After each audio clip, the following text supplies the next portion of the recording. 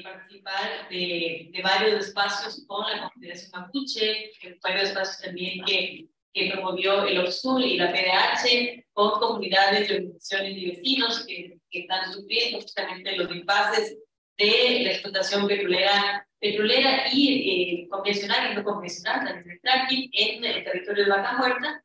Y les voy a contar un poquito sobre por qué estamos aquí, quién nos invitó, y también un poco más sobre el tema de los derechos de la naturaleza.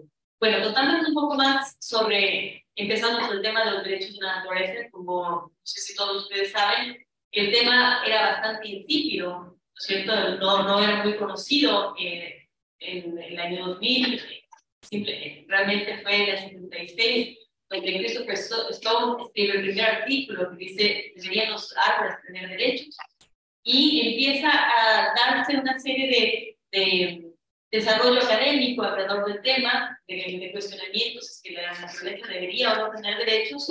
Es realmente en el 2006, en el año en el que la primera ciudad da derecho a la naturaleza, en la ciudad de Pittsburgh, perdón, en la ciudad de Tamaulipas, en Estados Unidos, en 2006, que reconoce una pequeña ciudad que en la ordenanza municipal se incluyen los derechos de la naturaleza. Pero realmente en el Ecuador, en el 2008, el dato que está realmente este paso tan extraordinario de reconocer la naturaleza no solamente como un objeto que se explota, sino como un sujeto que se protege. Este cambio fundamental, este cambio paradigmático que se da en el 2008 en el Ecuador, realmente impulsa el crecimiento de un movimiento mundial muy grande que ha crecido de manera muy rápida en los últimos 15 años. Este año estamos justamente celebrando los 15 años de la inclusión de los derechos de la naturaleza en nuestro país. Y eso es muy interesante porque lo que se hace es abrir una nueva puerta, un nuevo paradigma en el que dejamos y cuestionamos la relación misma con la naturaleza. Cuestionamos que la naturaleza sea simplemente un objeto, un recurso, y le invitamos, ¿cierto?, a una mesa de negociación para que las decisiones que se tomen en consideración no solamente los derechos de las personas, sino también el derecho de la naturaleza a existir, a regenerarse, a mantener sus ciclos vitales, el derecho de la naturaleza a la regeneración integral, que es tan importante. Yo quiero contarles cómo crece este movimiento, ¿cierto? Este movimiento hoy por hoy tiene a 37 países que de una u otra manera reconocen que la naturaleza es sujeto de derechos, sea a un nivel constitucional, como lo hace el Ecuador. Hubiésemos querido que nuestro hermano país, Chile, sea el segundo país, desgraciadamente no lo fue el año pasado. Este año lo van a volver a intentar porque tenían un lenguaje en el borrador de la Constitución muy interesante para la inclusión de los derechos de la naturaleza.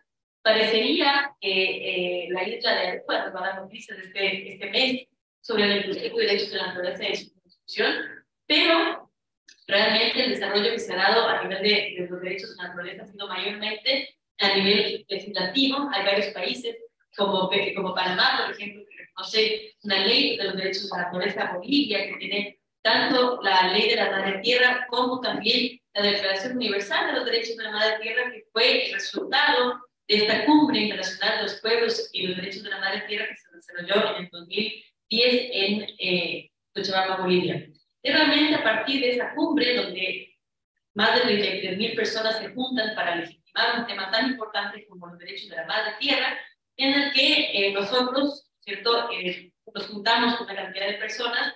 Yo había estado justamente trabajando y apoyando a los estudiantes en el 2008, habíamos tenido malas noticias del Ecuador en el 2009, tuvimos una ley que fue la ley de minería, que solo la minería a gran escala en el Ecuador, es decir, nos estaban respetando y garantizando sus derechos.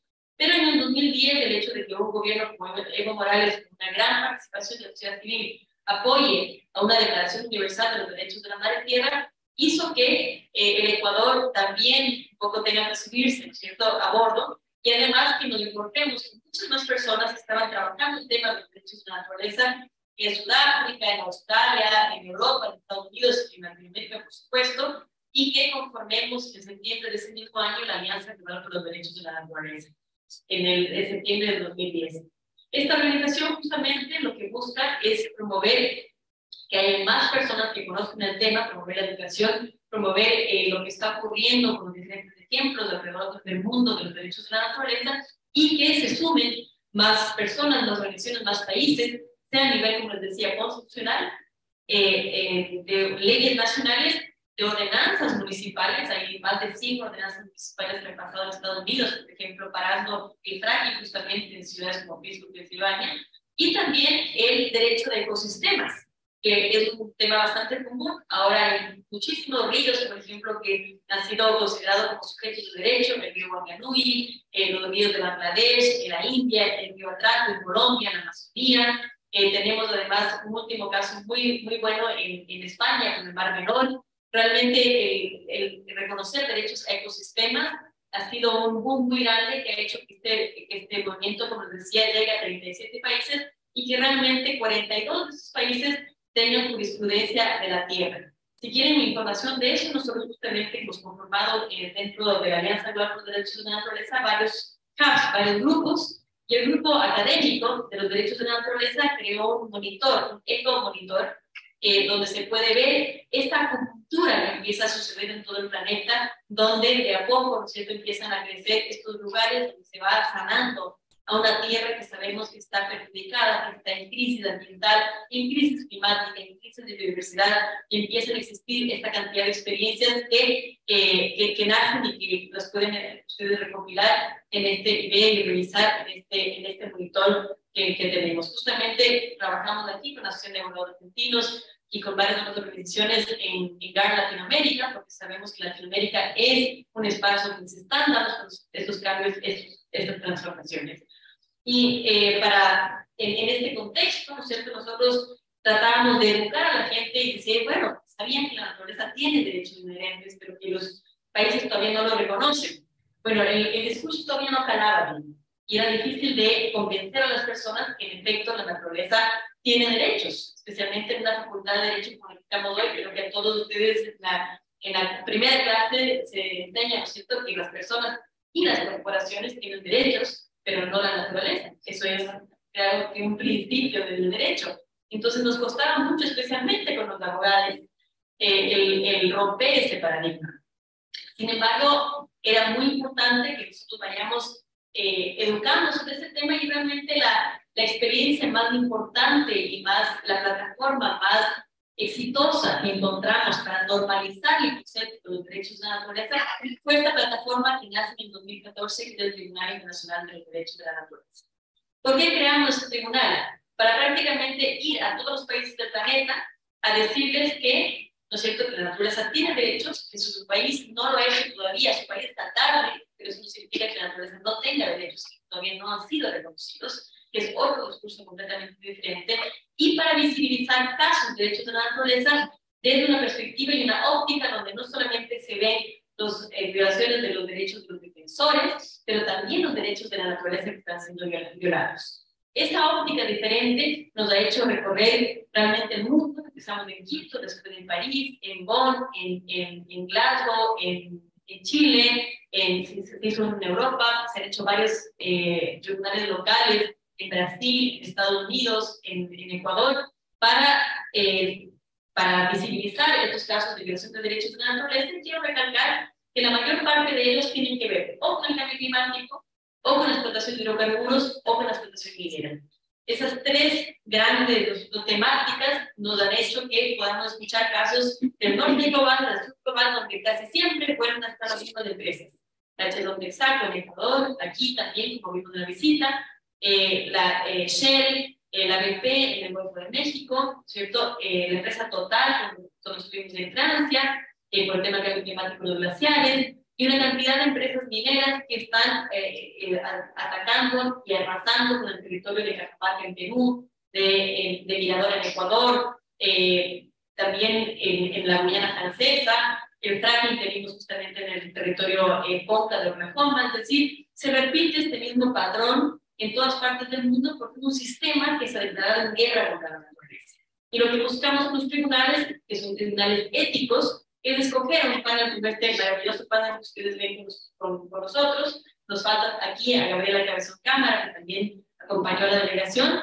Es un panel de personas que tienen una trayectoria ética y moral impecable, que nosotros les llamamos para que sean un referente ante la sociedad civil y que puedan escuchar estos casos y emitir un veredicto que desarrolle y lleve adelante más casos de derechos de la naturaleza, que se empapen de este tema, que haya legislación, que haya el caso de OED, que haya tantos otros que podrían dar paso a que en Argentina se vaya a la par de lo que está ocurriendo especialmente en Latinoamérica con este gran impulso del movimiento de los derechos de la naturaleza. Gracias.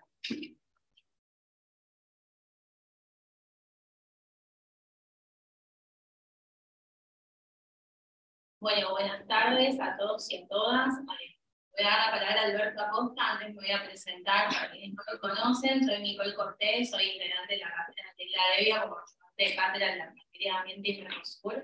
Soy abogada graduada en esta casa de estudios, integrante de Consciente Colectivo, que es una organización de activismo socioambiental. Así que, bueno, eso.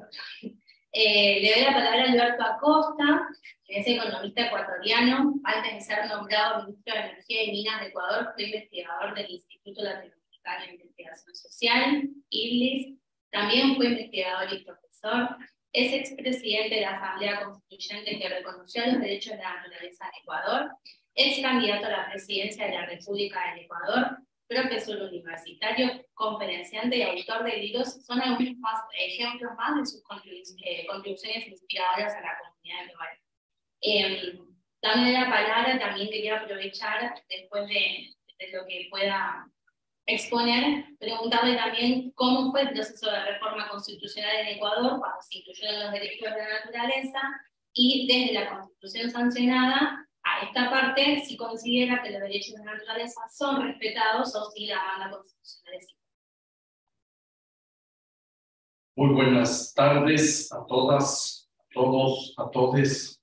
Empiezo expresando mi enorme satisfacción por estar en esta facultad imponente, esta facultad que entiendo es un punto de referencia para la elaboración del derecho, para la discusión del derecho, para la disputa del derecho.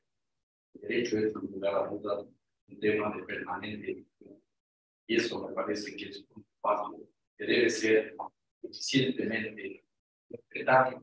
Y voy a usar un término utilizado para plantear la acción. Empezaría nombrando algo que me parece fundamental. Hasta hace pocos años creíamos como algo inimaginable que la naturaleza pueda ser sujeto de derecho. Pero eso comienza a ser una realidad en diversas partes del mundo. Y esto es una cuestión que nos obliga a entender que hay un tránsito de la naturaleza objeto a la naturaleza sujeto, que no solo implica tener herramientas para proteger la naturaleza, sino, como al final trataré de explicar, nos darle la fuerza a un verdadero equívoco vertical. Parece que es muy importante también tener en consideración el hecho de que esto es producto de varias luchas, producto de varios procesos, y es un producto que no empieza recién en las últimas décadas, sino que tiene una larguísima historia y que deberíamos recuperar desde el punto de referencia. Igualmente dejo sentado, me parece a mí fundamental, no confundir derechos de la naturaleza con derechos ambientales. Son dos cosas diferentes. Se complementan, se potencian, pero no es lo mismo. Son dos ámbitos diferentes, a mi juicio, que tienen que ser así considerados. Dos puntos básicos antes de entrar directamente en materia. Yo parto de la premisa de que para la mayoría de seres humanos de este rato es una realidad aceptar el colapso ecológico.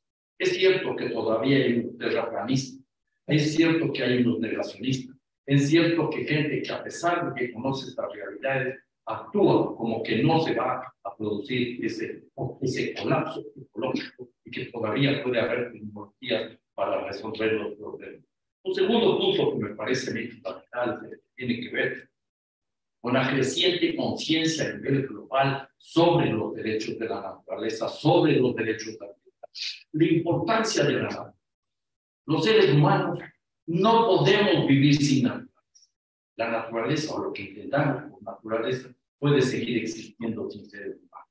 Y a partir de esa reflexión, que podría ser un egoísmo ilustrado, podemos llegar entonces a ver los avances que se han ido dando en las últimas épocas.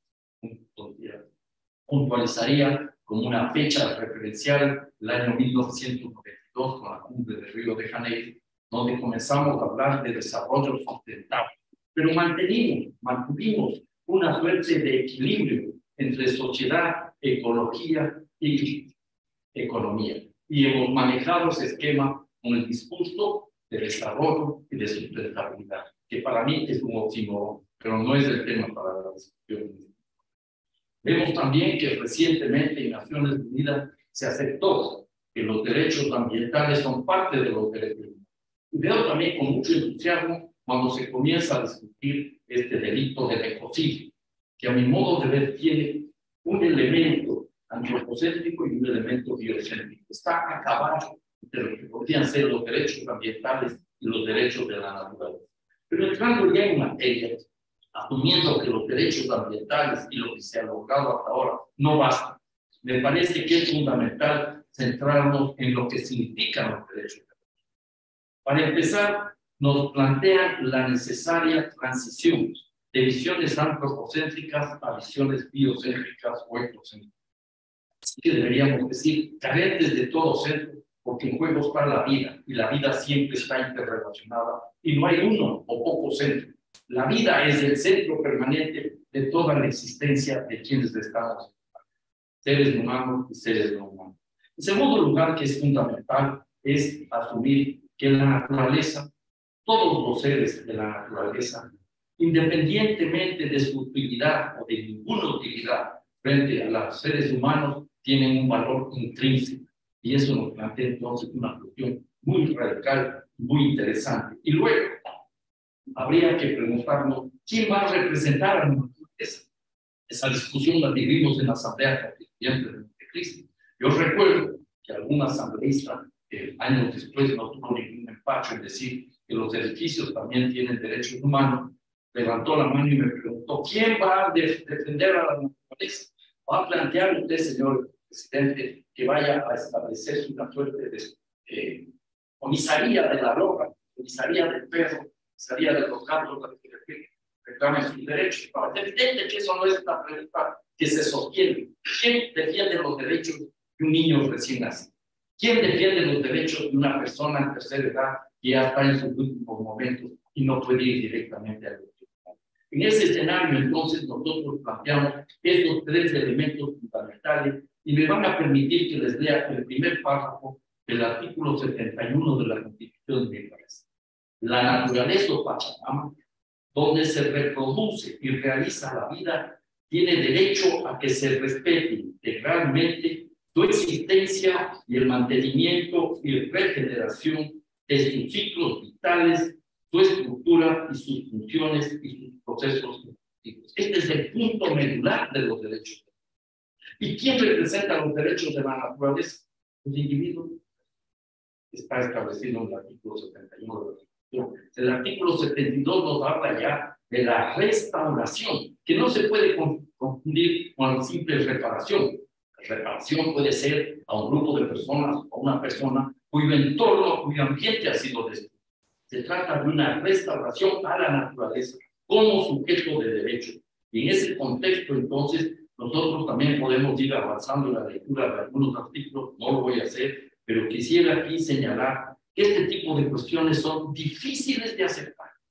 Muchas veces aceptar nuevos derechos resulta más complejo que saltar sobre la propia sombra. Recuerden ustedes lo que ha sido la lucha de las mujeres para conseguir los derechos. Los derechos están ahí. ¿Cuánto ha costado? Recuerden ustedes la lucha de los pueblos esclavizados, los afroamericanos, hasta que consiguieron derechos. En algunos países no se les emancipó, se les controló la libertad, se les manipuló, como fue el caso de Ecuador. Recuerden ustedes todo lo que significan las luchas de los indígenas para tener derechos. Y entonces esto es parte de un proceso que tiene que ver con la emancipación de los seres humanos. El derecho a tener derechos exige siempre lucha política. Ya lo mencionó aquí Natalia, aceptando de una u otra manera que las empresas, las corporaciones, las fundaciones tengan derechos casi equiparables a los derechos humanos. Yo creo que entonces en este tránsito de la naturaleza objeto a la naturaleza sujeto, estamos viviendo enormes transformaciones. No quisiera yo aquí profundizar más en algunas cuestiones por falta de tiempo, pero naturalmente tenemos que preguntarnos si los derechos de la naturaleza han entrado realmente en la práctica del Ecuador. Todavía no tanto como a mí me gustaría. Y esa pregunta me hacían hace unos 6, 7 años, mi respuesta habría sido una enorme frustración. Pero ahora comienzo a ver que paulatinamente esos derechos son un elemento cotidiano de la justicia. Hay como 60 casos, la mayoría con sentencias favorables, y esto nos alienta, porque quien habla de los derechos de la naturaleza en un estudio histórico, inclusive desde la Edad Media, cuando se le daba derechos a un ser que se había vendido a un niño para que acusarlo de enjuiciar de tanto sujeto para sancionarlo porque estaba dominado por el demonio, según la lectura de la época. No hay otra lectura más interesante. Incluso desde la ciencia, voy a hablar de Gaia y de los reportes de James Lovejoy y de Lynn Margulis y de otros tantos científicos, puro ciencia. Hay otros reportes que yo también mencionaría aquí, que pueden ver más desde la visión religiosa. Desde Francisco de Asís, pasando por una serie de personajes hasta el Papa Francisco.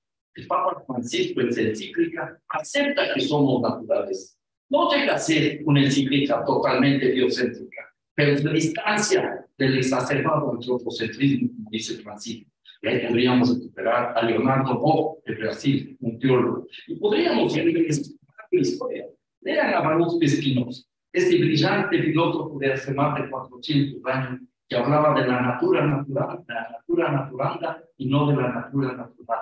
La madre natura, como decía. La natura se hace a sí misma. Nadie le hizo a la naturaleza. Y claro, fue expulsado de la sinagoga. Pero influyó a otro personaje que también habría que conocer, Hans Karl von Kardlowitz, un alemán que en 1713 acuña por primera vez el término de sustentabilidad desde la visión de la madre tierra. Y eso se puede llegar inclusive a los aportes de Alexander von Humboldt cuando habla que todo está relacionado.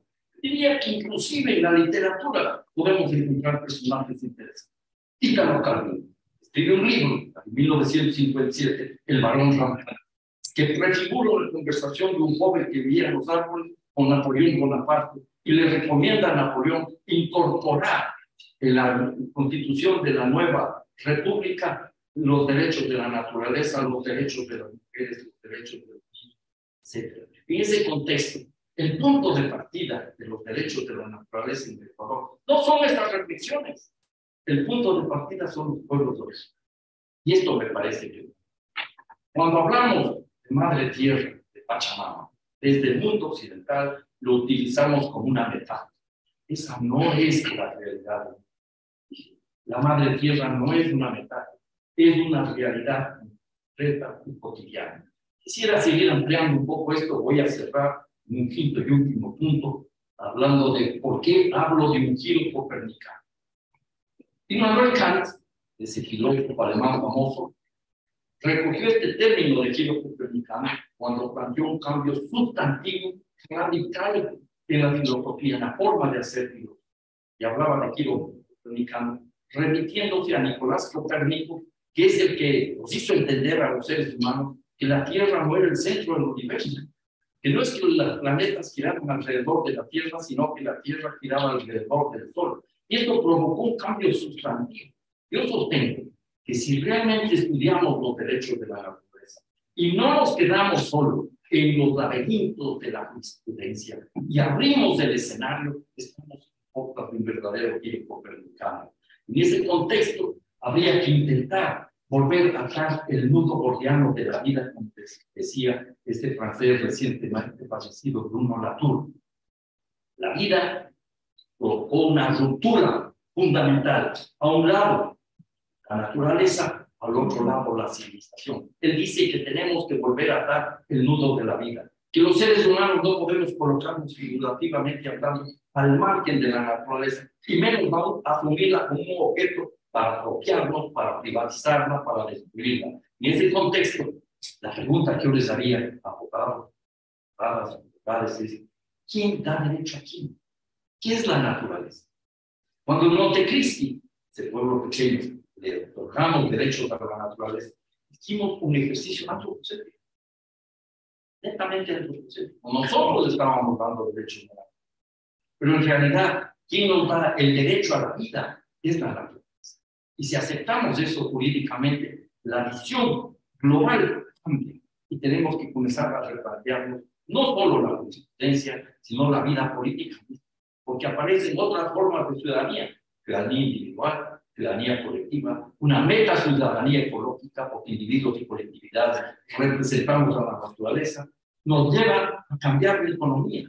Ya no podemos seguir sosteniendo ese triángulo de equilibrio entre economía, sociedad y ecología. No, la economía siempre tiene que estar subordinada a los seres humanos, pero seres humanos y economía tienen que vivir en equilibrio con la naturaleza. Y eso plantea la necesidad de la desmercantilización de toda la naturaleza. Dicho esto, la pregunta que me hago yo es también desde una perspectiva cultural, que la naturaleza es una condición básica de nuestra existencia.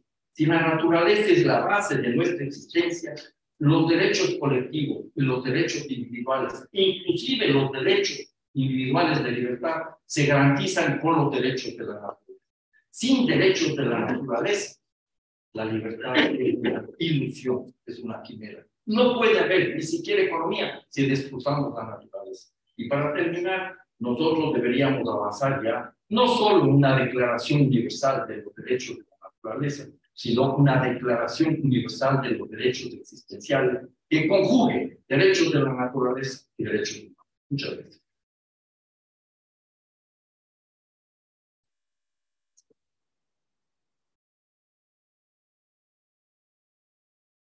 Bueno, antes de continuar, también agradecer especialmente a Cristian Fernández, docente de esta casa, abogado, coordinador delegado de la Comisión Ambiente y Recursos Naturales, también uno de los primeros ensayistas sobre derechos de la naturaleza en Argentina. Bueno, lo menciono porque con él inicialmente hicimos el primer vínculo para que esta actividad sea posible. A continuación va a hacer uso de la palabra Patricia Bonilla, que Patricia es defensora de los derechos humanos y de la tierra. Proviene del pueblo quechua de Sarayacu, en la Amazonía ecuatoriana. A lo largo de su vida, Patricia se ha dedicado a proteger a su comunidad de las violaciones de derechos humanos causados principalmente por la explotación petrolera y minera. En 2012 fue testigo ante la Corte Interamericana de Derechos Humanos de un caso histórico presentado en el año 2002 sobre los impactos de la explotación petrolera en su comunidad, el cual concluyó con la Corte pronunciándose a favor del pueblo de Sarayacu. En 2019 recibió el premio Brote de Activismo Medioambiental en España. En octubre de 2021 el premio de la Valentía y Liderazgo al NOVA en Estados Unidos. En diciembre de 2021 recibió el premio de Derechos Humanos al MOMI. Y recientemente el premio Olof Palme de Derechos Humanos 2022 por su liderazgo en la lucha por mejorar las condiciones de vida. Actualmente apoya y lidera el colectivo Mujeres Amazónicas dedicado a la protección del medio ambiente, pueblos indígenas, derechos de las mujeres y de la tierra. Patricia. Muchas gracias, Rafa. Buenas tardes. Gracias a la Facultad de Derecho de la UBA por recibirnos en este espacio. Yo quisiera compartir un poco la experiencia que tuvimos nosotros como pueblo indígena sarayacu en el sistema interamericano, pero también de la lucha como pueblos indígenas. ¿Por qué quiero compartir este tema? Porque apenas me bajé del avión, me llegó un link de que aquí, en Mendoza, Argentina, estaban negando que los mapuches sean pueblos originarios de Argentina. Lo cual me llamó mucho a la atención, porque ustedes saben, como juristas, que los pueblos indígenas somos preexistentes. Estamos desde los inicios, mucho antes de la colonia y de todo. Y que nos nieguen me parece una forma de tratar de tapar el sol con un dedo, que no se lo pueden hacer. Porque estamos existiendo, existimos y vamos a seguir existiendo en el tiempo. Entonces, empezando con esto, yo pienso que la lucha de Sarayacu se asemeja también a este tipo de situaciones donde siempre nos niegan a los pueblos indígenas, donde siempre nos estigmatizan a los pueblos indígenas, donde siempre nos criminalizan. Y nuestra historia empieza precisamente con una concesión petrolera argentina, que creo que ahora se dedica al tema del gas, que es la Compañía General de Combustibles CGC de la Sociedad de La Plata. En el año 2002, la empresa argentina llegó con violencia a nuestro territorio, porque ya había tenido la concesión en el año 96, y esta concesión fue dada sin nuestro consentimiento, sin consulta y sin que nosotros estuviéramos de acuerdo. Y esto vino acompañado de militarización, pero con la venia del Estado, acompañado de militarización de la fuerza pública, tratando de dominar a un pueblo de Saraya que tenía 1.240 personas. Pero tenemos una extensión de territorio que está en 144 hectáreas. Pues, ¿qué hace Saraya? Saraya pues se ve abocado a defenderse. Y a decir, no, este es mi territorio. ¿Cómo es que se les ocurre venir e invadir mi territorio? La empresa se vio obligada a abandonar, pero no sin antes enterrar 1,5 toneladas de explosivos en nuestro territorio, que hasta ahora están ahí como símbolo de demanda. Porque descubrimos que ellos tenían un convenio privado con los militares de protección a la empresa, que eso no era legal. Logramos descubrir eso, denunciar, y después la lucha se da en un terreno judicial. En un terreno judicial donde teníamos 19 juicios por terrorismo, por sabotaje, por ladrones, por todos los delitos que pudo haber. Y nos enfrentamos en un terreno que no era el nuestro, porque nosotros no éramos abogados, juristas. Éramos pueblos indígenas que defendíamos nuestro derecho. Nos enfrentamos a la empresa, al gobierno de Ecuador, a toda la opinión pública que estaba tratando de satanizar un punto rojo en el mapa, el grupo subversivo de Saraya. Ese era como nos conocieron a nosotros. Y demostramos de que luchar se puede. Hace 10 años compartí esto con los mapuches. Les dije, sí se puede luchar. No se puede dejar mancillar nuestra dignidad. Hace 10 años, hoy me hicieron acuerdo, cuando regresé esta vez a Argentina, hace 10 años nos veniste a hablar. Y me hicieron recuerdo de lo que yo hago. Nuestra lucha empieza ahí y nos dimos cuenta que la justicia en Ecuador estaba viciada. Logramos ganar algunos procesos, conseguimos abogados de derechos humanos que nos puedan respaldar, porque nos acusaban de todo, pero al final la justicia en Ecuador no podía funcionar. Y en determinado momento, cuando fuimos atacados, cuando fuimos mancillados, cuando nos bloquearon las vías de acceso, nos tenían encerrados sin que podamos salir a ningún lado, logramos acceder a medidas cautelares en el sistema interamericano de derechos humanos. Y pensé, bueno, ay, por fin, vamos al sistema interamericano, por fin alguien nos escucha, por fin nos dan alguna protección, pero el gobierno del Ecuador se luchó como lo hacen todos los gobiernos de costas, cualquier ONG que viene a decir, aquí no vienen a mandarnos en nuestro país, que tenemos soberanía. Y no hicieron caso al sistema. A la Comisión Interamericana de Derechos Humanos, ¿se acuerdan que hace algunos años también estaban en campaña para destruir a la comisión? Que para mí es el punto de entrada para la Corte. Según nuestra experiencia, nosotros no fuimos a la Corte directamente, entramos por la Comisión Interamericana. Y en ese momento, continuaron con los acosos, continuaron con el bloqueo, continuaron con la persecución, con las amenazas a los dirigentes, continuaron con todo. Y hay un punto en que atacan a más de 250 personas de Saraya. Nosotros en ese momento tuvimos que enviar 10 vuelos de emergencia, avionetas, para poder evacuar a los heridos y demostrar que había habido esta agresión. No sabíamos a qué nos llevaba este enfrentamiento, solamente sabíamos que teníamos que defendernos, pero la comisión actuó rápido y pidió medidas provisionales a favor de Saraya. Esta medida sí nos ayudó, mucho más que la medida cautelar, porque la medida provisional es vinculante y por lo tanto hace un llamado de atención a los estados. Nosotros gozamos 10 años de medidas cautelares y medidas provisionales. Después de eso viene una serie de audiencias, porque la comisión no es que lleva nomás el proceso.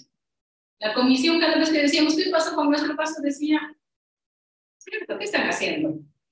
Háganos acuerdo, ¿qué ha pasado en este tiempo? Háganos entender con estudios antropológicos. Y así mantuvimos el proceso. Pero no nos quedamos ahí, porque la valentía del pueblo indígena tenía que demostrarse. Nos movimos a Quito, fuimos a las radios, demostramos que no somos subversivos, sino un pueblo con cultura, con conocimiento, con arte, con dignidad, con arquitecturas propias. Tratábamos de demostrar al público de Ecuador éramos un pueblo digno y que éramos parte de un Estado-nación. En 7 años pedimos admisibilidad del caso de fondo en la comisión. ¿Qué es lo que hizo el Estado? Y no hacen nada. Como dividen a los pueblos indígenas, llevan un montón de líderes indígenas a los que les han convencido que el desarrollo es la explotación petrolera para hablar en contra de los otros indígenas, que son los que son el obstáculo en el desarrollo. Y entonces te ponen frente al indígena contra el indígena en las audiencias, inclusive internacionales como nosotros, para que nos peleemos ahí delante de los jueces internacionales o de los comisionados. Hicieron eso varias veces, nosotros hemos caído en su trampa, porque apuntamos de quién era la obligación y nunca nos peleamos delante de ellos. Podían decir lo que sea, pero nosotros apuntábamos al derecho, porque en nuestra lucha lo demostramos de que se enmarcó en el derecho. Al final tampoco aceptamos la solución amistosa, porque sabíamos que era una trampa y ya no confiamos más en el gobierno y en sus buenas soluciones amistosas. Pedimos la admisibilidad del caso de fondo y 10 años después acudimos a audiencia. Una audiencia donde fuimos de todas las generaciones, desde los niños hasta los ancianos. Una audiencia en que por primera vez la Corte Interamericana escuchó que la naturaleza tiene derecho, que las piedras sienten. Y lo hizo a través de mi anciano padre, que falleció hace un año, a los 98 años. Les dijo, aquí uno puede hablar con la naturaleza. Yo hablo con la naturaleza. Inclusive las piedras que ustedes dicen que sin Dios tienen vida. Y les explicó a profundidad cuál era la relación de la naturaleza con él. Yo creo que fue la primera vez que la Corte pudo escuchar con tanta profundidad la explicación de un yacha, que es el sabio que conoce de la naturaleza, que es el que se comunica con la naturaleza, que es el que maneja el saneamiento de la naturaleza, que también ahorita están como ya poco a poco extinguiéndose a causa de toda esta globalización. Pero pensamos después de la audiencia, ahorita vamos a ver qué pasa, pero la Corte demoró 2 años más. ¿Y por qué? Porque el presidente de Ecuador dijo, no, señores de la Corte, vengan al territorio y verifiquen en sitio que lo que dicen es verdad. Y según los abogados, ellos no iban a llegar a la territorio, pero llegaron al territorio y verificaron in situ que todo lo que decíamos era verdad. Y un mes después la Corte sentenció a favor de Saraya, año 2012. Ganamos un juicio, un pueblo de 1.240 personas al Estado de Ecuador, expulsamos a la empresa y lo hicimos en el marco del derecho. La Corte sentenció de que nosotros no habíamos sido consultados y por lo tanto declaró como principio de derecho internacional la consulta libre, previa e informada. Se creó una jurisprudencia que está para toda América y que para nosotros es vinculante porque lo somete a estándares internacionales y en el estándar internacional de las sentencias de la Corte está el caso Saramacca, está el convenio del 169 de la OIT. Y es más, así los gobiernos pongan de cabeza y nos digan que no es vinculante, nosotros decimos es vinculante para nosotros, porque si no, ¿qué espíritu tiene la consulta de ir a consultar si no nos van a hacer caso? Se pierde el espíritu de la consulta. Y es vinculante porque así lo establece el convenio y así lo establecen sentencias internacionales que son jurisprudencias. Ustedes como abogados lo saben muy bien eso. Entonces nosotros mantenemos eso. El gobierno de Ecuador ha cumplido varios de los puntos que pidió, que dispuso la Corte, pero no ha cumplido 2 puntos fundamentales. No ha podido extraer la 1,5 toneladas de explosivos sembrados en territorio Saraya. Alberto, cuando era ministro, lo intentó en algún momento, pero se le dijo que también era complicado extraer porque había algunos temas ahí que son de cuestión de visión de pueblos indígenas con la visión externa que no confluyen fácilmente. Ningún ministro después se ha interesado más en tratar de extraer los explosivos. Fue fácil ponerlo, lo difícil es remediarlo.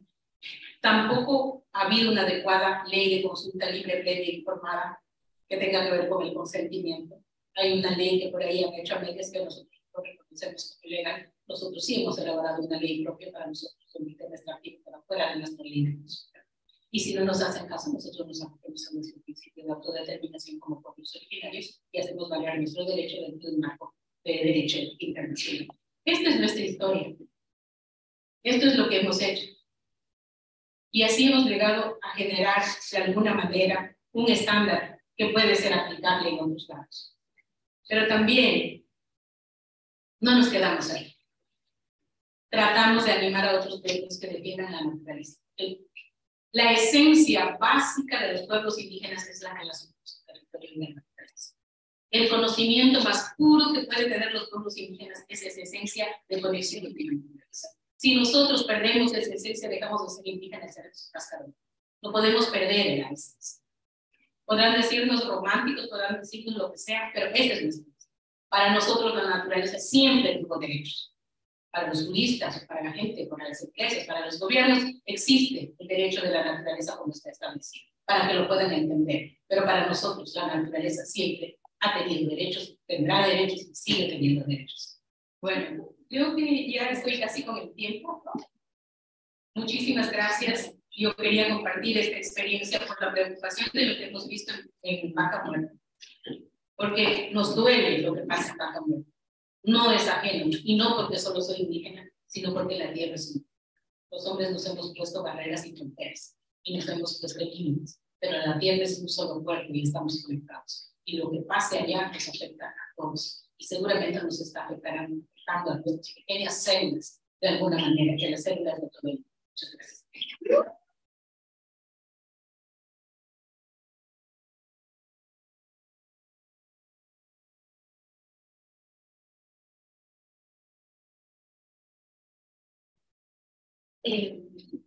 Le voy a dar la palabra a Joelina Natalia Martínez, de Colombia. Es una joven lideresa socioambiental colombiana de 22 años. Nacida en Puerto Wilches, Santander, lugar donde Ecopetrol y ExxonMobil pretenden incorporar pozos de fracking, ha luchado por la protección del río Magdalena y los ecosistemas que conforman el complejo de humedales de la región de Magdalena Medio. Ha colaborado en acciones para visibilizar la problemática que el extractivismo ocasiona en áreas de importancia ambiental y en fomentar la relación positiva de las comunidades con los territorios cálidos. Es actual consejera municipal de Juventudes, electa por voto popular. Es integrante de la Alianza Colombia Libre del Fracking y ganadora del premio francés para defensores de derechos humanos y medio ambiente, Iniciativa Madre. Sí, quería paso a aprovechar un poco también para preguntar cómo es defender los derechos en el territorio.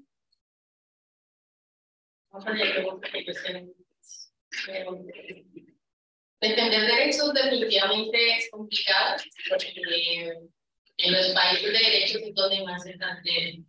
Pero quería iniciar con algo que me llama mucho la atención, que una vez empezamos a hablar en Colombia, y es más como un poema, pero también un llamado a la conciencia propia de los abogados y las leyes, pero de las leyes de la vida mía, de la vida propia, de la vida pasajera, pero sobre todo de la vida que se queda. Siempre necesitamos, ¿no? Creo que hablar de cómo se defienden los derechos es complejo, porque a veces ni nosotros, o bueno, en mi caso particular, mi propia vida, siento que a veces no he podido defenderme ni a mí misma de muchas cosas, como cuando empezaron a llamar a mi territorio un territorio de sacrificio, claramente antes de que yo naciera, porque seguro me hubiera peleado durísimo por no permitir que ese nombre fuera impuesto, pero estuvo antes de que yo llegara y espero que la vida me permita que esté solamente ese nombre hasta que yo también prevalezca. El río Magdalena es uno de los ríos, es el río más grande de Colombia. Para mí, es una madre, es una vida, lo es todo. Es esa que siempre nace, que siempre te teje, que siempre te arrulla, que siempre la vida permite, pero sobre todo también es aquella que te da todo. Nunca te quita nada. Y si en algún momento ya no está, la gente es consciente de que la vida puede terminar. Creo que ninguno de nosotros, los habitantes de este río grande, imponente, bravío, altivo, que se ve con arreboles como naranja y luego se ve azul, pero que en su fondo más oscuro es morenito, es el río Magdalena. Es el río al que alguna vez quisieron ponerle más de 8 o 18 represas, porque como era tan bravío y como era tan altivo, necesitábamos algo que nos diera, ¿no? Aparte de que siempre nos regaba de vida y que siempre nos daba el pescado, tenía que darnos energía. Eso fue algo que nos vendió un gobierno, le envió a los pescadores, que ellos no querían, pero un día, sin avisarle a nadie y pues la tormenta lo avisara, cerraron con puertas y nosotros nos quedamos en frío. Por primera vez en siglos, en años, por primera vez veía el fondo de ese río que es moreno, que es negro, que se asume imparable y que también se desborda. Recuerdo que mi papá lloraba, mi papá es pescador, y mi mamá lo acompañaba, y mis otros tíos también. Y como si la vida fuera misteriosa, pero esos designios que siempre da, creo que hubo como una gran farsa caravana de pescadores con antorchas y velas llorando alrededor de una orilla que ya no era ribera, que ya no había río y porque ya no había vida. Y todos ese día pedían una sola cosa, católicos, cristianos, ateos o lo que sea, le pedían a la vida que le devolviera su río, el río que ya no podían ver. Era increíble. Yo tenía menos años de los que tengo ahora, pero es un recuerdo que siempre se ha quedado en mi propia memoria y en mi propia vida. Cuando a nosotros nos empiezan a llamar territorio de sacrificio, obviamente no nos preguntan, pero sobre todo asumen que no solamente las personas, sino más bien el territorio mismo tiene que ser sacrificado como si a nadie le importara. Porque ¿qué importa la vida cuando tenemos energía? ¿O qué importa la vida cuando tenemos gasolina? A nadie le importa. Y si nos importa, es mejor hacernos de un lado, poner los tapones para que no nos haga ruido la gente que algún día dice: sin ese río, sin esa tierra, sin ese árbol, no podemos vivir en este territorio. De hecho, ya no sería un territorio. Cuando a nosotros nos empiezan a llamar territorios de sacrificio, no hay una ley marcial ni siquiera que nos ayude y nos acompañe, que nos brinde alguna información de lo que eso siquiera significa. Pero hay una realidad que es más dura, y es que cuando a un territorio se le domina así, la gente también empieza a ser sacrificada porque empieza a sentir algo muy duro que yo y que otras personas hemos sentido, y se llama desarraigo. Una cosa es pelear por un territorio estando con el territorio. Otra, peor, es pelear por un territorio estando fuera de él. Pero aún más es condenante pelear por un territorio cuando ya no hay territorio. Eso es terrible. A muchos nos ha tocado, pero afortunadamente también muchos nos hemos sobrepuesto.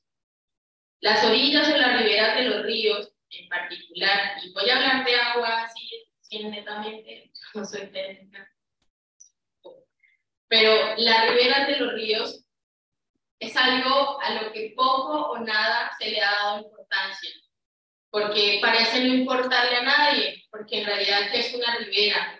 O más bien, ¿qué es un río si no se le puede perforar, si no puede brindar agua para que una perforación prevalezca, o si no puede detenerse para que la energía fluya? Es un río inservible a los ojos de muchos, a los ojos de los que ven solamente dinero, en los ojos de los demás, en las comunidades, cuando estas ven vida, cuando ven toda su vida tejida alrededor de ellos. Hay algo a lo que yo misma empecé a llamar la memoria del agua, la memoria que se teje, la memoria que prevalece, pero sobre todo la memoria que siempre ha estado, la que ha estado antes de nosotros, pero que nos brinda sin lugar a duda esa memoria que nosotros mismos vamos a seguir teniendo y que vamos a seguir dejando y heredando, porque el río no es algo que se detiene y que te espera los 100 años que has de vivir.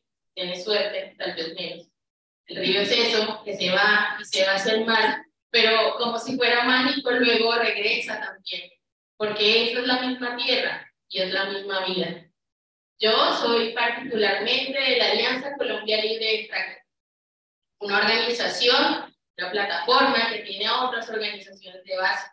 Que un día alguien mágico, le agradezco mucho, ella, él, todos los que fueron, decidieron oponerse al fracking en Colombia, con mucho pesar, sin mucha ayuda, y sobre todo teniendo un nivel alto de desinformación, porque no se nos citaba a nadie. No se dan cuenta que cuando el fracking llega parece solamente saberlo la empresa y el gobierno. De resto, a nadie le importa lo que pasa con el fracking, más allá de regalías, mucho dinero y una duda invertida en territorios pobres. Pero que, oh sorpresa, lo que sigue pasando es que se sigue empobreciendo el territorio, se siguen desplazando comunidades, se desplazan los ríos. Algo muy particular que dije la primera vez que me dio risa, y era que El fracking en Colombia se ha llamado de muchas maneras, pero se llamó fracking, se prohibió, el Consejo de Estado dio un principio de precaución para que no se explotara el fracking en Colombia. Luego dijeron, bueno, está bien, si no es fracking, pues vamos a hacer el experimento del fracking, entonces se llamó Proyectos Piloto de Investigación Integral, y ahí es donde yo entro. En un territorio biodiverso, en una región aún no biodiversa, que es la del Valle Medio, el Magdalena Medio, en donde hay especies endémicas propias de la región, donde hay cultura, donde hay negros, donde hay afros, donde hay madres, donde hay niños, en un río que se hace imponente y unas montañas y unas serranías que parecen nunca desaparecer y que ojalá nunca desaparezcan, en un sol que se esconde todos los días, que nos brinda los mejores atardeceres del mundo, porque si los argentinos son mejores en muchas cosas, nosotros, por supuesto, tenemos el mejor atardecer que se da entre esas serranías de San Lucas, en el territorio de Puerto Rico. Ahí la gente, sin saber mucho, llamándolo mal al fracking, porque le decíamos fracking, empezamos a luchar en contra de él. Y no decíamos, es que el fracking se fractura y luego horizontal, vertical, lo que quieras. Decíamos, el río Magdalena salió, que todos debemos cuidar. El manatí, que viene de las Antillas, dicen muchos, es un animal que debemos cuidar. Esas especies que tenemos en Puerto Wilson debemos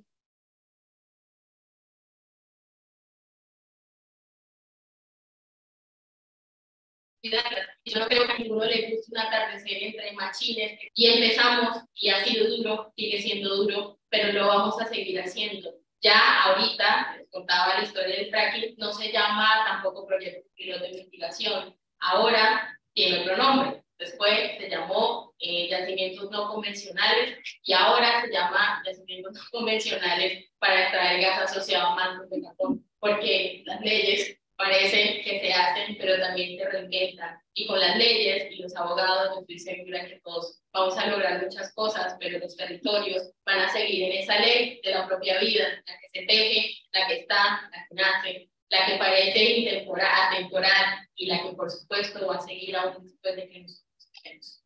Gracias. Sí.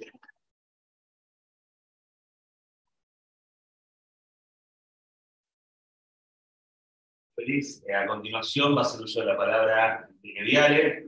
Enrique es abogado ambientalista, egresado de la Facultad de Derecho de la Universidad de Buenos Aires, donde además realizó estudios de posgrado y se especializó en Derecho Ambiental.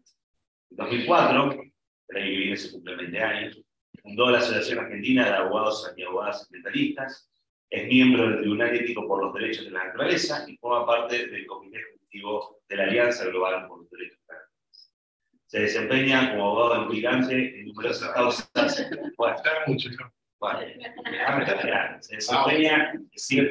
Se desempeña como abogado litigante en numerosas causas por daño a la composición ambiental y recorre tanto el país como América Latina acompañando luchas ciudadanas y asamblearias.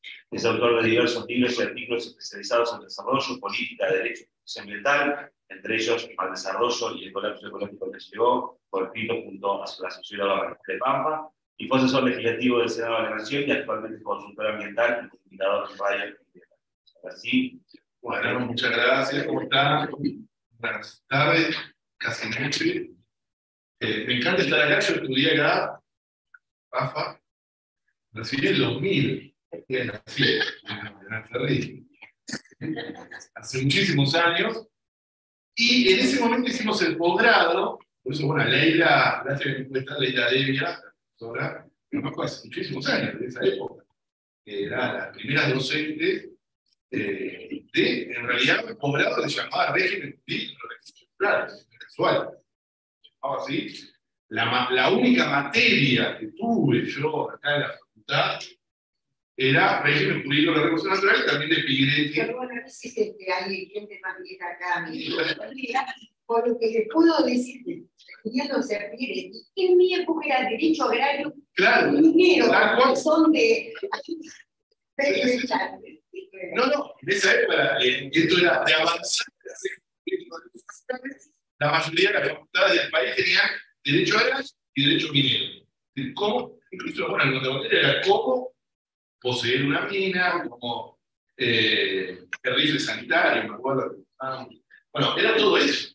Derecho ambiental, la verdad que era alguien que intentaba, incluso en el posgrado, bueno, gente como Leila, Devia, Silvia Coria, daban derecho ambiental, pero inicialmente, porque en realidad el posgrado se llamaba así. Recién hace unos años, no hace tanto, bueno, a llamarse de derecho ambiental, empezaron a cambiarse los nombres.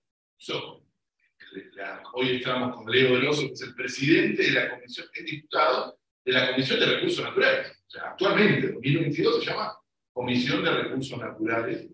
En el Senado sí se había podido cambiar, y el ambiente. Pero igual siempre con una visión antropocéntrica.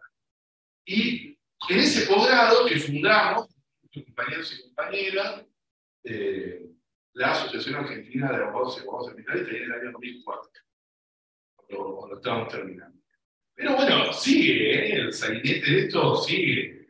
Acá hay una materia que se llama minería sustentable. Wow. Un oxímoron en sí mismo. Hay una materia actualmente. Es muy complejo el tema de los derechos de la naturaleza en nuestro país. O luchar con los derechos de la naturaleza. La modernidad, bueno, lo dijo Alberto antes, la modernidad nos alejó de la naturaleza, incluso como, digo, a los seres humanos, y la puso como un objeto de dominación y conquista. A partir de allí, no hay ninguna limitación a esa visión filosófica en ninguna de las visiones económicas, ni socialistas, ni capitalistas, para tener a la naturaleza en ese sentido. La economía, por supuesto, acompañó eso, los economistas de Alberto son responsables de lo que está pasando, pero el derecho también acompañó esa visión, por supuesto, esa visión de la naturaleza como algo alejado, objeto de dominación, conquista, e incluso con esa visión de que es posible de satisfacer de necesidades de forma infinita. Eso después es posible. Toda la construcción del derecho, nuestro Código Civil, ingenio, actualmente un poco más moderado, pero la naturaleza es una cosa. Tiene la apropiación privada, y como tal, uno puede hacer prácticamente lo que quiere. Por supuesto, esto es muy largo, para que haya para varias clases o varias charlas. A partir de la década del 70, todo lo que ustedes ya saben, porque acá son todas especialistas, empieza el derecho ambiental a nivel internacional a crecer a través de encuentros internacionales y empieza en distintos países a meterse el derecho ambiental. Pero el derecho ambiental en sí mismo es absolutamente reconocido. Tiene la naturaleza de la misma manera, que dice, bueno, tenemos un límite, nace el concepto de desarrollo sustentable, ¿no? Un poco ahí me acordaba, ¿quién decía el tema de adjetivizar el desarrollo? De Blanco, era Aníbal Quijano. Aníbal Quijano dice, claro, empezar a ponerle apellidos al desarrollo. Con la idea de mantener la idea del crecimiento ilimitado, le empezamos a poner apellidos al desarrollo. Fíjense, desarrollo, podríamos estar 10 minutos en un juego como Feliz Domingo, cada uno podría decir desarrollo local, desarrollo endógeno, desarrollo sustentable, desarrollo a escala humana. No podríamos parar nunca, porque la idea es sostener esa idea del concepto de desarrollo como sinónimo de crecimiento ilimitado. El propio concepto de desarrollo sustentable, de la cual nosotros somos muy críticos hace muchos años, es un concepto antropocéntrico que mantiene la idea esa de como si fuese posible crecer de forma ilimitada. Y el derecho, que acompañó toda esa visión, incluso con la llegada del derecho ambiental, que por supuesto es importantísimo, con la incorporación de principios que cambiaron la lógica la lógica tradicional del derecho, el principio preventivo, precautorio que invierte la carga de la prueba. Cada juicio, nosotros tenemos la suerte de investigar, pero a la vez también de litigar mucho, digamos muchísimo. Y cada vez que tenemos que poner el principio precautorio, ¿no? es muy difícil, porque es cambiar una lógica. El derecho en América Latina y en Argentina en particular es el derecho. El derecho es cómplice del extractivismo. Es cómplice. Y esta facultad también es, y todos somos cómplices de no poder pensar de otra manera. La mayoría de la estructura que sostiene el extractivismo es a partir del derecho. La minería ni hablar. La famosa reforma solo el Código Minero del siglo XIX, una de las primeras leyes de la nación, era otra lógica, era hace 2 siglos, pero la famosa reforma y la ley de inversiones mineras de la década del 90 permitió todo el entramado de saqueo y devastación ambiental, que es una ley, derecho. El Tratado de Complementación Minero Argentino-Chileno, único en el mundo, único. Acá a veces se lo da como si fuese algo como único, como algo bueno. Que crea una especie de tercer país sobre la cordillera. Pero el tercer país, que sería el país Barrick Gold del mundo, porque era el primer emprendimiento. Si tiene bandera, Barrick Gold tiene bandera, tiene fuerza de seguridad, tiene territorio, tiene como fronteras. Era todo así el tratado, que lo que hacía era borrar la jurisdicción, las fronteras en la cordillera para entregárselo a las mineras directamente. Claro, porque había yacimientos mineros que compartíamos con Chile y para ellos no iban a hacer aduana cada vez que pasaban. Entonces era entregarle directamente. Ese tratado está vigente. La ley de inversiones mineras está vigente, nadie se animó a tocarle, dice que establece la serie de excepciones impositivas y financieras, como no tiene ninguna otra actividad en Argentina y en América Latina, que fue escrita además por la misma lapicera de Perú, en Chile, no es casual.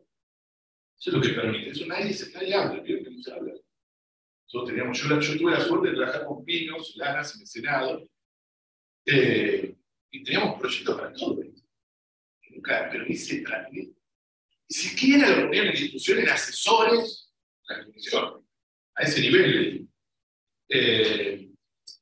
Así que el derecho tiene una complicidad muy grande en todo, el petrolero también, establecer una serie de leyes relacionadas con el petróleo, con la cuestión de la utilidad pública en materia minera, que hace que cualquier derecho, incluso hasta cualquier derecho, sea casi borrado en aras de las grandes corporaciones mineras, y que generan, digo, por eso nosotros estamos hace mucho tiempo, el primer proyecto de Derecho a la Naturaleza de la Argentina lo presentamos con Pino en el año 2015.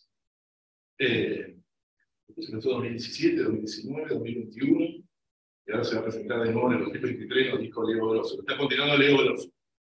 Obviamente que tampoco, me acuerdo la primera vez que tratamos el proyecto de Derechos de la Naturaleza como sujeto de derecho en la Comisión de Ambiente del Senado, y que era todos los asesores, que son abogados, supuestamente especializados, de abogados, no todos abogados, pero algunos técnicos, era un chiste atrás del otro, que era argentino, mucho peor. Pero que tiene una similitud también, como se reían, se burlaban de los derechos de las mujeres. Pero tiene una lógica muy parecida. El chiste de ese machista, que ahora ya no está bien visto, pero hasta hace muy pocos así. Pero bueno, ¿vos qué querés que las mujeres sean? Y esto también, ¿qué va a ir un árbol a tribunal? Bien argentino. Que un árbol a tribunal y era tomado risa permanentemente. He dejado de lado, por supuesto, no se podía avanzar. Había intereses más importantes que decían, no, esto que no avanza.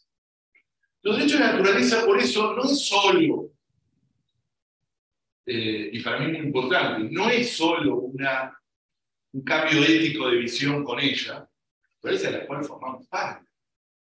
Nosotros somos la naturaleza, como se enseña, sino también que viene a romper, tiene efectos bastante muy prácticos.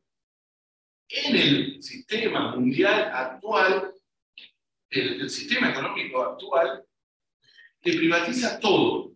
Te privatiza la abeja, te privatiza la miel, y también el acto de polinizar las abejas.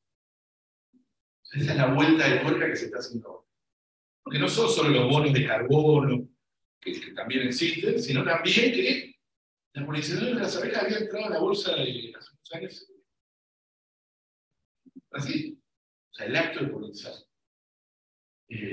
Significan las funciones básicas de la naturaleza están entrando en el mercado.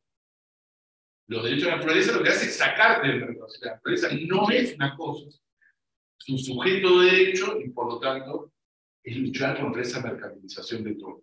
Entonces es muy importante. No se trata de una naturaleza intocada.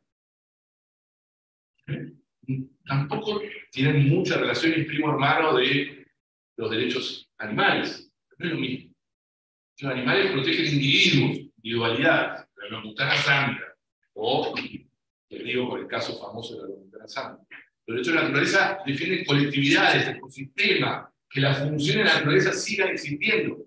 Es el gran peligro ahora, el colapso ecológico. Lo que ha hecho es eso, que incluso recursos, entre comillas, considerados renovables ya sean potencialmente renovables. Entonces, los derechos de la naturaleza lo que defiende que una especie siga existiendo.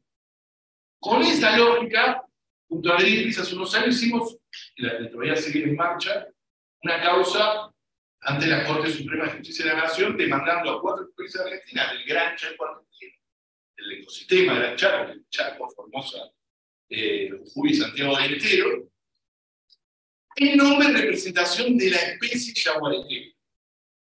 No del yaguareté pepe o como se llama, de uno, sino de la especie yaguareté que está a punto de desaparecer. ¿Saben cuántos yaguareté quedan en el Gran Chaco argentino? 20 ejemplares. ¿Por qué?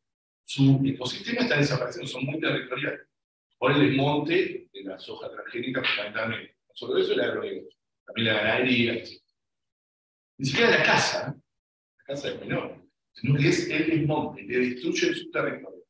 En ese marco fuimos, en nombre de representación, a la Corte del yaguareté, la especie yaguareté, pidiendo que quiere seguir existiendo, que quiere que su territorio sea protegido para poder seguir existiendo. Con esa causa lleva 2 años. El año pasado la Corte había anunciado que iba a llamar a audiencia pública, ¿se acuerdan? La que hizo la del cannabis, que hizo la del derecho al olvido, y había anunciado públicamente, lo habían hecho además oficialmente, que iba a ser la causa esta, una de esas famosas audiencias públicas. Nosotros habíamos hablado además con compañeros y compañeras de toda América Latina para que hagan a mí, que se abra a mí. ¿Qué será? Podría ser. No sé si hace a mí. Bueno, se me ocurrió ahora. Pero bueno, la Corte es un cajón en el marco de estas peleas que ya saben que existen entre gobernadores del gobierno, corte, nos pegamos en el medio. Es una causa interesantísima para no solo la cuestión de si Yaguareté podía ir a la Corte, el tema de la capacidad está recontra resuelto. Lo dijo Alberto, pero digo, que el mejor lo explica es Ramiro Ávila, un jurista, y además que fue de la Corte Constitucional de Ecuador y además fue fiscal del tribunal, que tiene varios libros, y lo explica muy bien, digo, para los abogados y abogadas que quieran profundizar. Ramiro Ávila Santa María tiene varios capítulos sobre la capacidad. La verdad es que el derecho lo tiene recontra resuelto con niños, menores, es decir, con un montón de situaciones, los discapacitados, que no pueden, que no tienen capacidad para. O sea, eso está resuelto.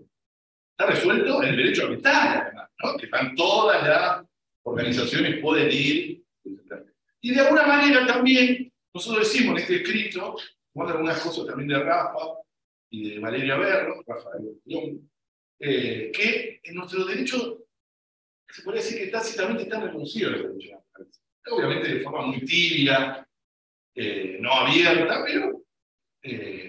Y una cuando habla del deber de recomponer, la propia Constitución habla del deber de recomponer el ambiente. Es decir, que no es necesario la afectación ni a personas ni a sus bienes para que actúe la justicia. Es un poco lo que Alberto habla, que son un hecho escrito, otra cosa, el tema de diferenciar la justicia ambiental de la justicia ecológica. Que es un poco lo que hizo la Corte perdón que me voy, y perdón a las extranjeras que capaz que no saben de esta causa, pero en la famosa causa Riachuelo, la causa Mendoza, donde la Corte dice, bueno, en las cuestiones de las afectaciones a las personas, que vayan a un juicio normal como cualquier otro.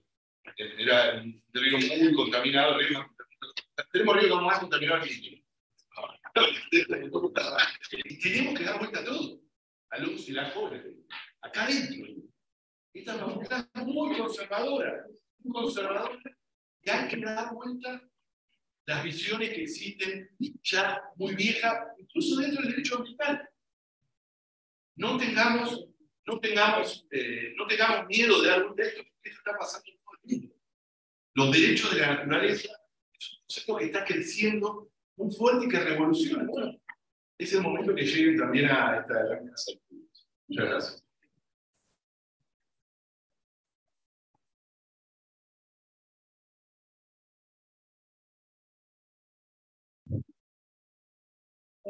Ahora le voy a dar la palabra a Adriana Martínez, abogada y escribana graduada en esta casa de estudios, magíster en ambiente humano en la Facultad de Derecho, es profesora de posgrado en la Facultad de Derecho también y en otras universidades, profesora extraordinaria consulta de la Universidad Nacional de Los Ángeles.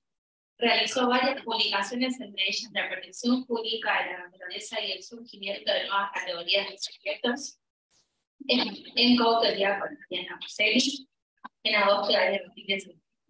Directora, co-directora e investigadora del proyecto de investigación del programa de proyectos integrados de desarrollo local sostenible del Departamento de Ciencias Sociales de la Universidad Nacional de Chile. Es directora del programa de actualización en Derecho de la Naturaleza de la Facultad de Derecho de la UNA. Y la palabra. Buenas noches y gracias por abordarnos hasta esta hora. Lo asimismo, gracias a las exposiciones que escuchamos hasta ahora.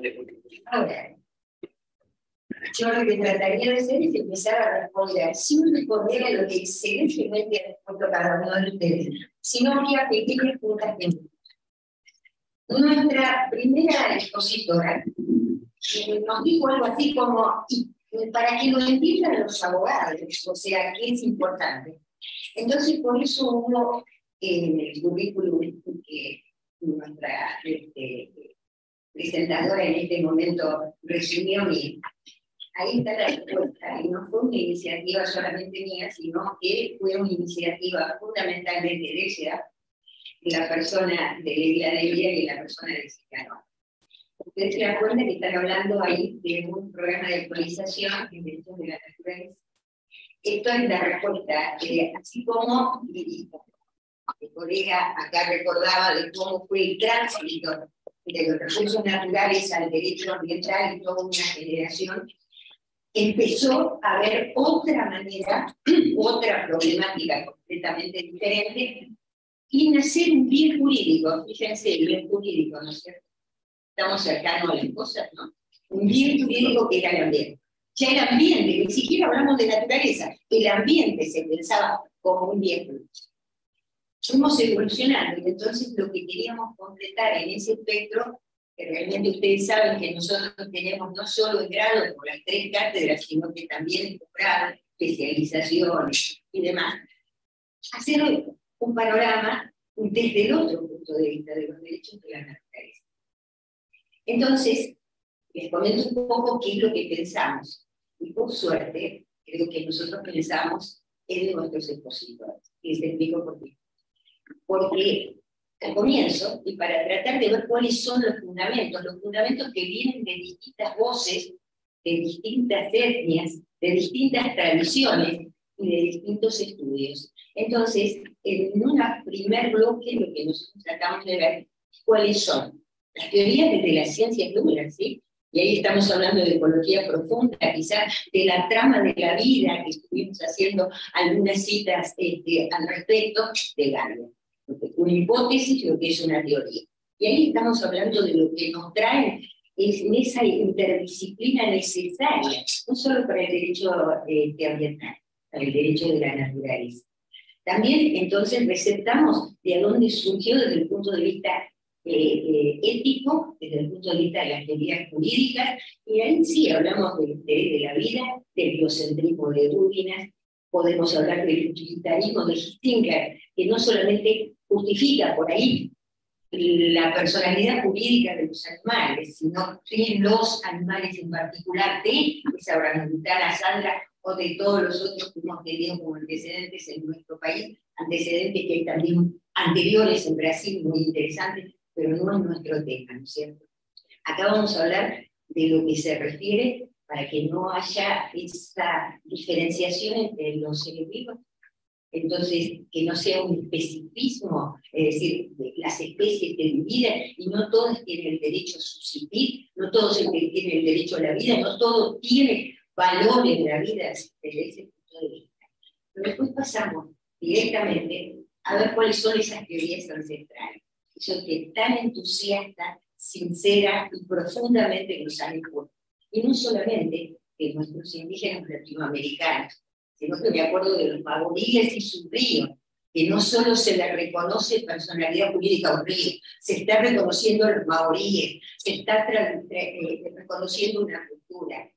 De la misma manera que si bien Colombia no lo tiene en la Constitución tan expresamente, de cualquier manera los tribunales reconocen que esa Constitución reconoce los derechos bioculturales. Ahí está relacionando los que están en carne, tan bien encarnados, nos estuvieron diciendo de cómo se relacionan con la naturaleza y con todos sus elementos.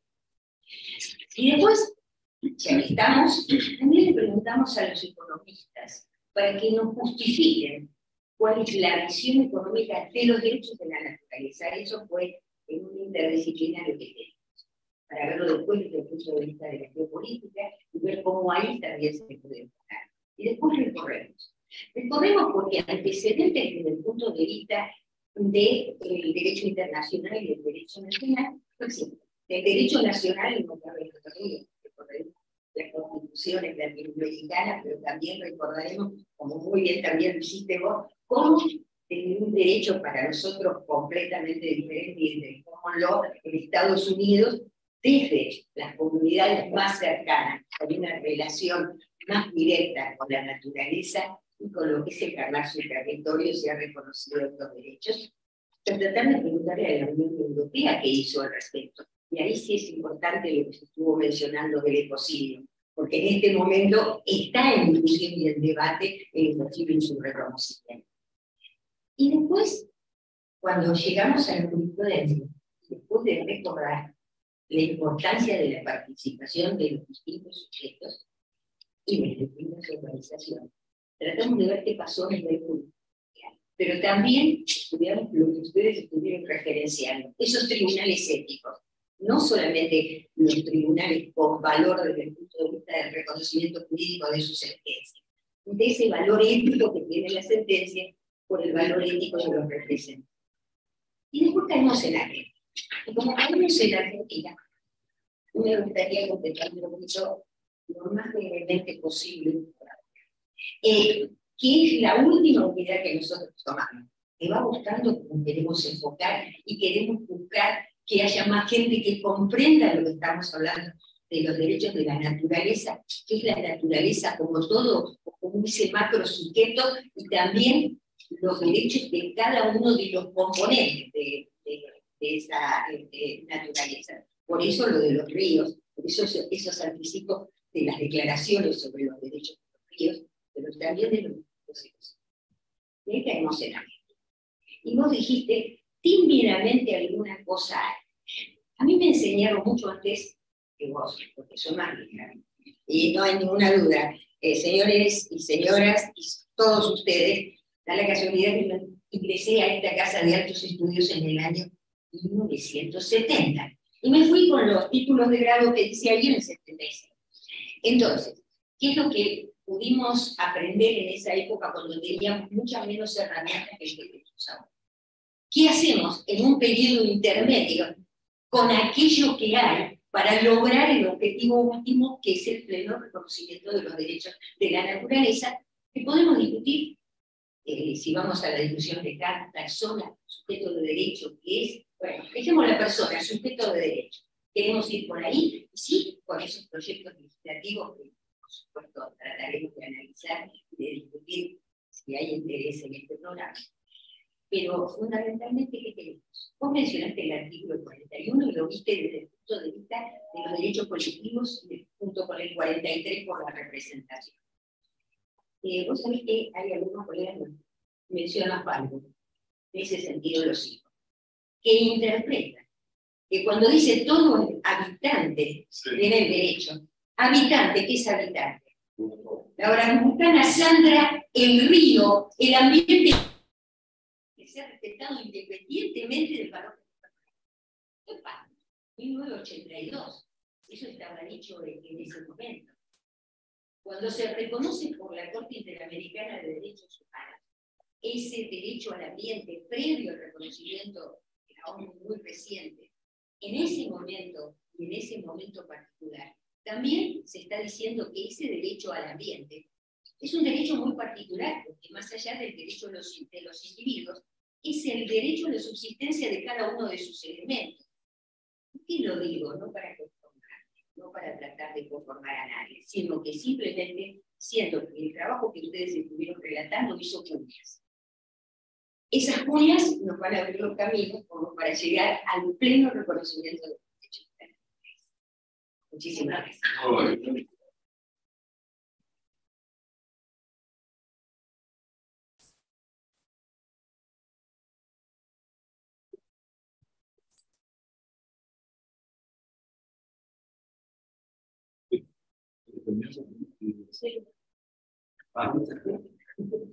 Bueno, a pedido de la Secretaría del Excelentísimo Tribunal, voy a comentar muy brevemente lo que estuvimos haciendo en los últimos días.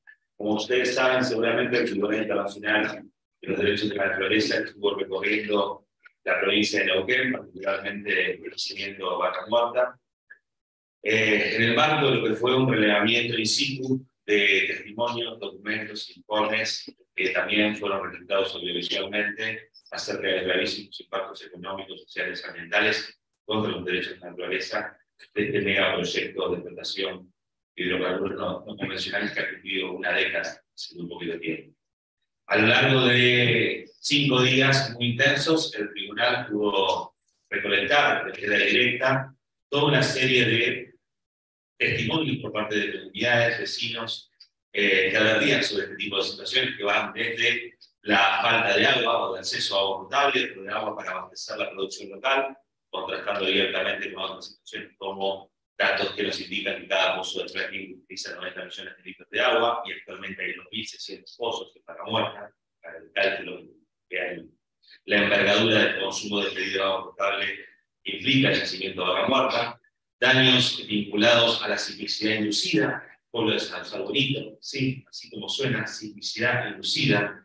Pudimos recorrer Sausal Bonito y recoger testimonios de comunidades y vecinas que advierten sobre los movimientos sísmicos como consecuencia del uso de la técnica del fracking en ese territorio.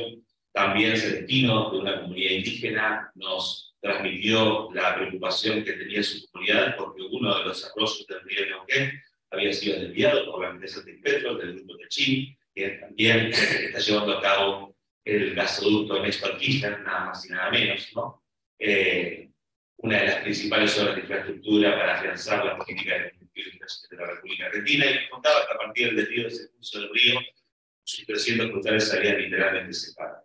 También hablamos con vecinos de la localidad de Anguelo. Anguelo ha sido representada en el imaginario político, social, económico, mediático de Argentina como la Arabia Saudita de Vaca Muerta, ¿sí? Así como suena, entre otras expresiones, ¿sí? Como la capital nacional del Sheikh. Y en esa localidad también pudimos advertir las profundas inequidades de lo que está pasando en Vaca Muerta. Es literalmente un Far West, que es un Far West patagónico, una comunidad petrolera que, como se ha descrito en la literatura especializada, no solamente va de la mano de toda una serie de irregularidades vinculadas a lo que mencionaba anteriormente, sino que también va de la mano de construcción de comunidades donde aumenta el consumo de alcohol, la ludopatía, las enfermedades venéreas, el ejercicio de la prostitución, entre muchísimas otras prácticas que van muy de la mano de la emergencia de comunidades vinculadas a la producción petrolera en Argentina, siendo otro ejemplo paradigmático de ello nada más que nada como Rivadavia. También pudimos hablar, decía, con estos vecinos en relación a la falta de acceso a agua potable, también la utilización de miles de toneladas de arenas para la inyección de la fractura hidráulica que se extraen de distintos puntos de la República Argentina y que son trasladadas en camiones por todo lo que eso implica en términos de emisiones de gases de efecto invernadero, de mejoramiento de las rutas y los caminos, etcétera, etcétera. Muchísima evidencia en relación a los impactos en la salud, en los animales, entre muchísimos otros aspectos, porque nos ahora un poco que improvisar y no tenemos a mano, pero va a formar parte de un informe que se va a redactar y que va a ser publicado aproximadamente en 2 meses, va a contener de alguna forma todo este detalle debidamente documentado y referenciado, va a ir hacia atrás, un poco el trabajo con organizaciones como el Sur, la Federación Mapuche, la Asamblea Permanente por los Derechos Humanos, y en fin, comunidades indígenas, sobre todo mapuches, han llevado a cabo a partir de distintas reclamos, protestas, judicialización de casos, y que bueno, el tribunal de alguna manera va a sintetizar toda la parte de esa información y plasmarla en el informe que después va a servir para el veredicto, ni más ni menos, de este tribunal. Así que eso es lo más que quería comentarles, a lo mejor se me pasó en otro detalle, pero bueno, pueden seguirnos en las redes sociales, ya que estoy acá de Constitución Chivo, abogados sindicalistas, ROM, Tribunal, Tribunal Internacional de Derechos de la Naturaleza en Instagram, también, ¿qué más? GAM Global, GAM Latinoamérica, Observatorio de Río Sur, las redes de la Región Mapuche, todas esas redes han documentado muy detalladamente en los últimos días todo lo que hemos hecho, y lo cual es muy destacable porque revela una actitud muy loable que han tenido históricamente los tribunales internacionales, que es la de conectarse efectivamente con el relato de las comunidades y de los territorios, algo que el Poder Judicial sabemos que muchas veces se necesita hacer. Gracias.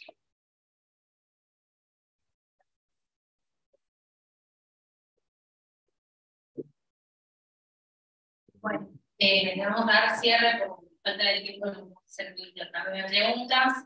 Muchas gracias a todos los que presentaron hoy. Y bueno, nos estamos viendo con nuestra. Muchas gracias.